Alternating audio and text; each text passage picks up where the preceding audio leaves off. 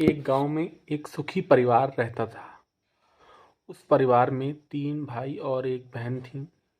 उनके माँ बाप उन चारों से बेहद प्यार करते थे, मगर बीच वाले बेटे से थोड़ा परेशान थे, क्योंकि बड़ा बेटा पढ़ लिख कर डॉक्टर बन गया और छोटा बेटा भी पढ़ लिख कर इंजीनियर बन गया था।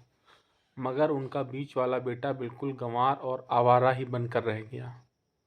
अब उनके 2 बेटे डॉक्टर और इंजीनियर ने शादी भी कर ली थी और कुछ महीनों के बाद ही उनकी बेटी की भी एक अच्छे घराने में शादी हो गई थी। मगर बीच वाला बेटा अभी भी कुंवारा ही था, क्योंकि वो बिल्कुल अनपढ़ था और कहीं पर मजदूरी व छोटा सा काम करता था। इसलिए उसे शादी के लिए कोई भी लड़की नहीं मिल रही थी और उसके माँ बाप उससे बहुत परेशान हो चुके थे। अब जब भी उसकी बहन अपने मायके आती तो पहले वो अपने डॉक्टर और इंजीनियर भाइयों से मिलती थी, मगर बीच वाले भाई से वो बहुत कम मिलती थी, क्योंकि वो उससे ज़्यादा पैसे नहीं दे पाता था। लेकिन फिर भी वो अपनी बहन से बहुत प्यार करता था। अब उनके पिताजी की बीच वाले बेटे की शादी किए बिना ही मृत्यु हो गई। उनकी माँ ने सोचा कहीं अब किसी के मुंह से बंटवारे की बात ना निकले, इसलिए अपने ही गांव की एक सीधी सादी लड़की से अपने गंवार लड़के की शादी करवा दी। शादी होते ही ना जाने क्या हुआ, अब उसका अनपढ़ बेटा पूरा मन लगाकर काम करने लगा और पहले से कहीं ज़्यादा मेहनत भी करने लगा। अब तो उसे कोई भी दोस्त बुलाने आता तो वो उससे यही कहता था कि भाई, पहले तो मैं जैसे तैसे अकेला कमा कर खा लेता था, मगर अब मेरी शादी हो गई है तो मुझे अपनी पत्नी के लिए भी कमाना पड़ता है और कल को आने वाले बच्चों के लिए भी तो कुछ जोड़ना ही पड़ेगा। इसलिए दोस्त, अब मैं तेरे साथ नहीं घूम सकता। ये कहकर उसका गंवार लड़का सीधा अपने काम पर निकल जाता है।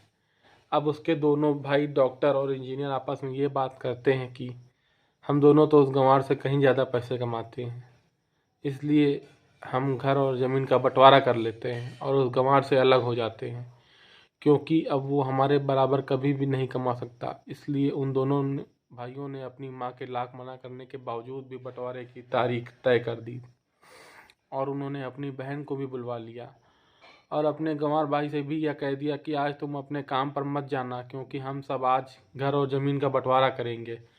उसी वक्त उनकी बड़ी बहन भी आ जाती है। तभी उसका गंवार भाई कहता है कि तुम लोग बंटवारा कर लो, जो मुझे जो भी देना हो दे देना, मैं शाम को आकर अंगूठा लगा दूंगा। तभी उसकी बहन कहती है, अरे बेवकूफ़, तू तो अनपढ़ ही रहेगा, ज़मीन का हिस्सा तो तुझे भी मिलेगा। आमने सामने बैठकर ही बंटवारा होता है। तभी उसके दोनों भाई भी बीच वाले गंवार भाई को उल्टा सीधा कहते हैं। तब उसकी माँ की भी उसे कहती है कि बेटा, आज तू अब काम पर मत जा, बंटवारा तेरे सामने ही होगा तो ये अच्छा है। उसी वक्त वकील भी आ जाते हैं। वकील साहब कहते हैं कि आपका सारा हिस्सा मिलाकर 10 बीघा ज़मीन है और आपका घर है। अब ये बताओ कि उसको किसको कितना हिस्सा देना है। मैं उसी हिसाब से बंटवारे के कागज़ आप लोगों के लिए बना दूंगा। उसी वक्त उनका गंवार भाई कहता है कि वकील साहब, 5-5 बीघा मेरे दोनों भाइयों के नाम लिख दो और ये जो हमारा मकान है ये मेरी प्यारी बहन के नाम कर दो। तभी इसके दोनों भाई और बहन पूछते हैं कि ये ऐसा क्यों कह रहे हो भाई, तुम्हें क्यों नहीं हिस्सा लेना है, तू हिस्से में क्या लेगा। तभी उनका गंवार भाई कहता है कि मेरे हिस्से में मेरी प्यारी माँ है ना। और तभी वो अपनी पत्नी की तरफ मुस्कुराते हुए कहता है कि क्यों मेरी प्यारी पत्नी, क्या मैंने गलत कहा। उस गंवार की पत्नी अपनी सास से लिपट कर कहती है कि माँ से बड़ी वसीयत क्या होगी मेरे लिए। और उसी वक्त उसका गंवार पति भी अपनी माँ से लिपट जाता है।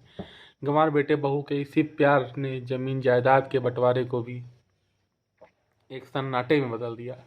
तभी बहन अपने गंवार भाई के गले लगकर रोते हुए कहती है कि माफ़ कर दो भैया, मैं आपको समझ नहीं सकी। तभी उसका भाई कहता है कि मेरी प्यारी बहन, इस घर में जितना अधिकार हमारा है उतना ही अधिकार तेरा भी है। और रही बात बंटवारे की, तो बंटवारा नहीं करने से हमारा जीवन तो रुक नहीं जाएगा। क्यों करते हैं हम बंटवारा? क्या हम एक साथ मिलकर नहीं रह सकते जैसे हम बचपन में मिलकर रहते थे?